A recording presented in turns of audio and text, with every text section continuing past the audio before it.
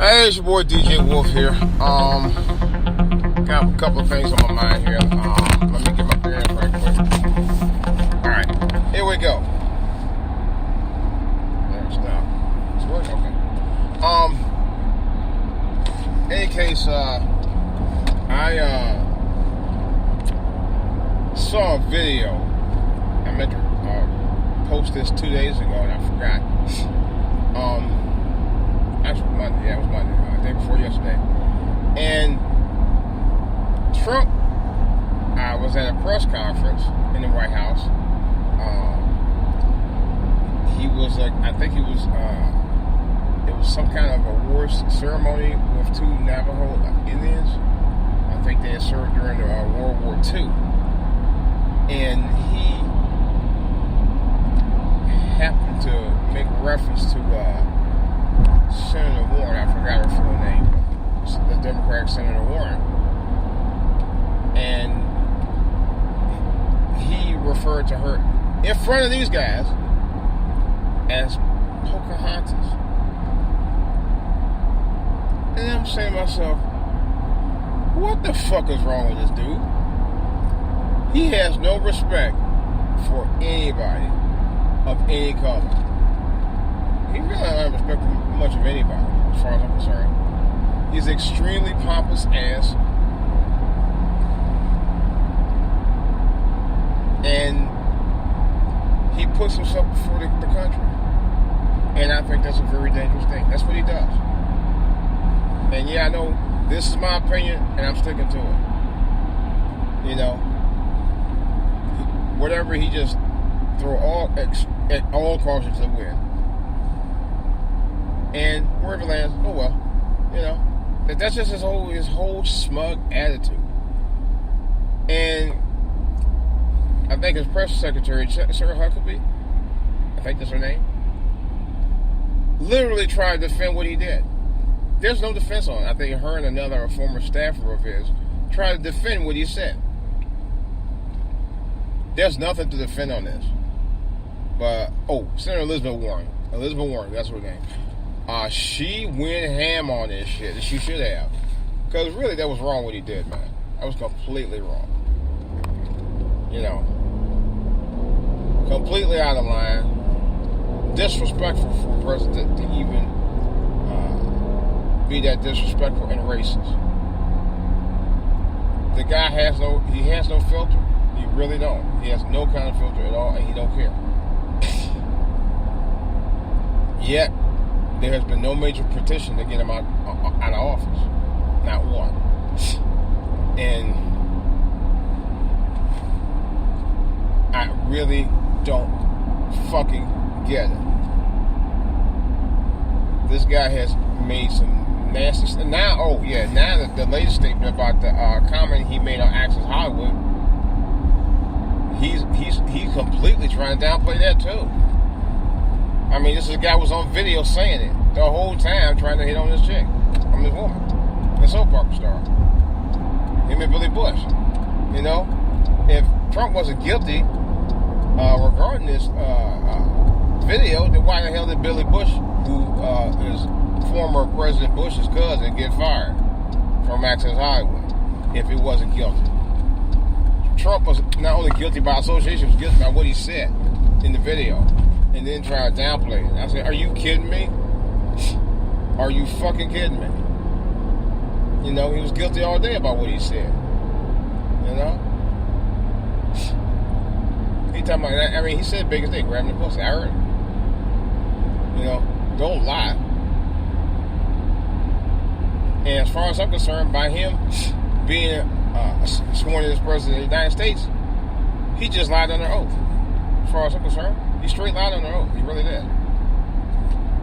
Talking about, that's not what I said in the tape, and the tape should be under investigation. No, asshole. You said it. You're guilty for saying it, and you're a misogynist and a racist at the same time, and you know it. You know, he's a chauvinist, misogynist, and a racist. No question about that.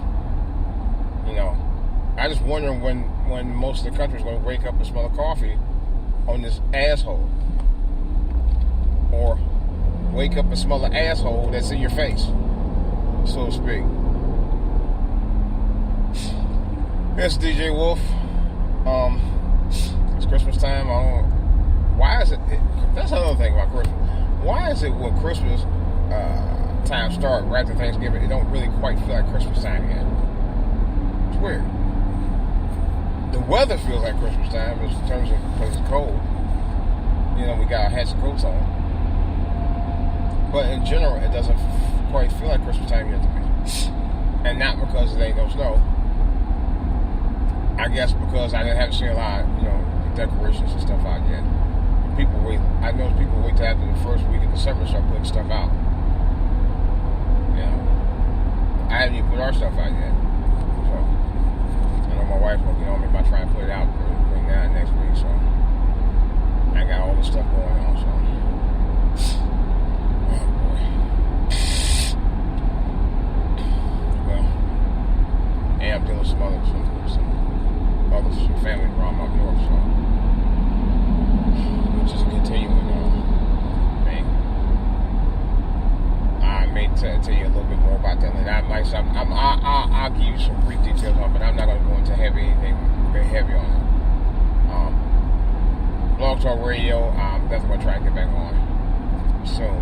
I'm still working on that. I'll be honest with you, I just haven't done it. It's not that I can't do it, I just haven't done it. But, I'm also going to be talking about Riff too.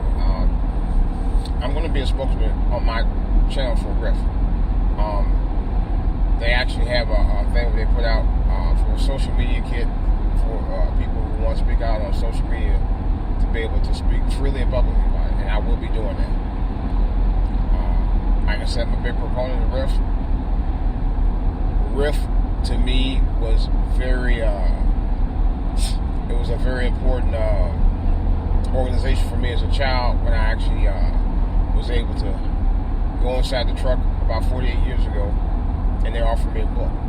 And to me, it really made my day. It made my whole day. It was like the little kindergarten, preschool type of picture books where you got little words here in the book. That's what it was. And it was my first book that I can recall. The first book was ever given, the first children's book I ever got. Let's put it like that. It was my first real book that, it was tailor-made for me. I loved it. I loved it. And I do have a podcast I did a whole thing, a segment on about Riff that I will also have posted on my channel here, talking about it passionately. And I will be talking more about Riff because to me, that's also a great holiday gift for young children. Kids, especially kids as young as 3 and 4, love books. I mean, even if they can't quite read it, but they love the fact that they can actually go into it and look at it, and based on the type of children's book that it is, will describe to them in pictures about what's going on in the book. That's really a young child's first taste into reading by seeing. And like I said, reading is the most important function that you can do that will unlock the key of life for you. Think about it. If slaves hadn't learned how to read, they wouldn't know anything about. They wouldn't know anything about. The Bible was the saving grace to getting through all the BS that they got through during those years.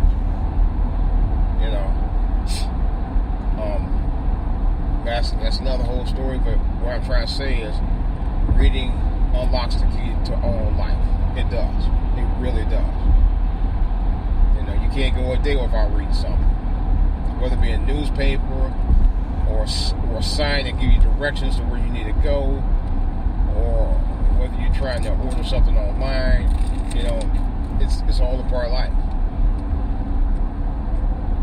And it unlocks the doors to education as a whole. And I'm a big proponent on that.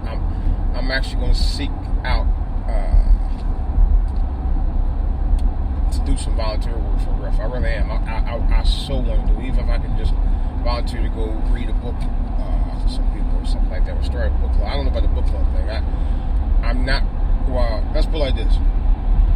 that's an Oprah thing, but I'm sure they probably got some guys who do it, you know. But I'm gonna have to really. Well, actually, technically, my church actually has a Bible study course class, Bible study classes that they have. And actually, I had been supposed to go last night and go. I was out of that. I had a doctor's appointment yesterday, so that was one of the reasons why I didn't go. Oh, by the way, speaking of the doctor's appointment, I actually lost 6 more pounds. So I'm down 236, and I'm wearing size 38s as we speak. I mean, size 38s are just no. I mean, you know, they're just right. They're not too tight. My wife the stretch. I got a couple of stretch bands, and they're not too tight, but they're okay. I mean, they fit. And I told her, I said, eventually, if I lose about another 3 or 4 pounds, I'll be fitting them just fine. They'll probably be too big anyway.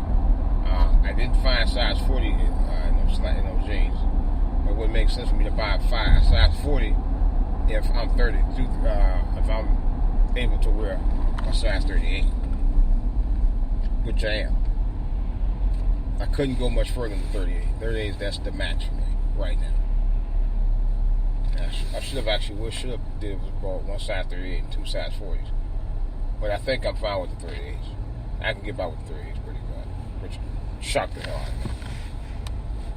And that's not too bad. But I think what I'm going to do with myself as far as my diet plan, I'm going to go another 236 right now. I'm going to go roughly another 50 more pounds. The reason why I say that because I think the next 50 pounds will take the fat off my gut. I'm pretty sure it will. And I can see it rapidly happening. And like I said before, diet is everything, and it really does make a difference. You just have to stick to it. I was telling a young woman yesterday, it's a lifestyle change. You just can't go back to eating all that stuff like you did before. Well, what I did find out, I had Subway over the weekend twice. I had a 6-inch sub one day, I had a 6-inch sub another day. You can get by with that. But you gotta make sure when you do get that you do have that you actually have the right amount of vegetables involved in your sub. That's number one. Number two, don't go overboard with the sauce. And you can even have chips. If the chips are like Lay's has barbecue. I mean, like a barbecue or regular chips that they have that actually has less fat. I've eaten those, and that also will help with my weight loss as well. You gotta eat right, you know. I was thinking, if you eat right, you'll be all right, you know. And I actually had, I even told my doctor, I said, I ate two slices of pie over the weekend. You know, not the same day. I ate one pie on Thursday and another one Saturday. So we're stressed out, but it's not something I'm gonna be doing every day. And I'm gonna make a note of not doing it every day because that's not what I'm gonna be doing. I don't want to be eating that kind of stuff. I don't want to get to the habit of doing it every day anyway. You know, like with that, that's not too bad. And here's the thing, though. I didn't eat one single piece of candy for Halloween. Well, let me take that back. Yes, I did. Now that's the one thing I did do, and this is during this whole time that I've been on my diet. I've actually got away with eating some candy, not a lot, and I wasn't doing it every day. You know, because I know this time last year, I was eating candy like it was one style.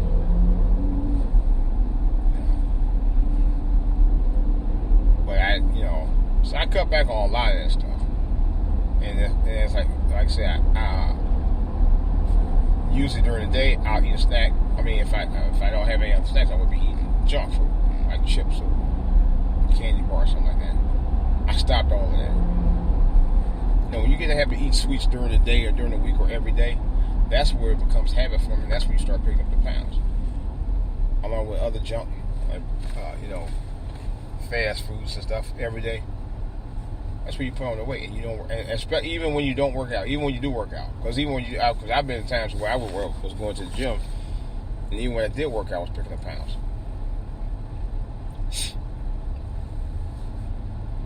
You know.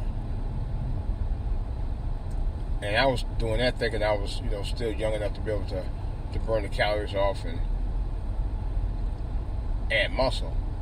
The only thing I was doing was just eating and adding calories.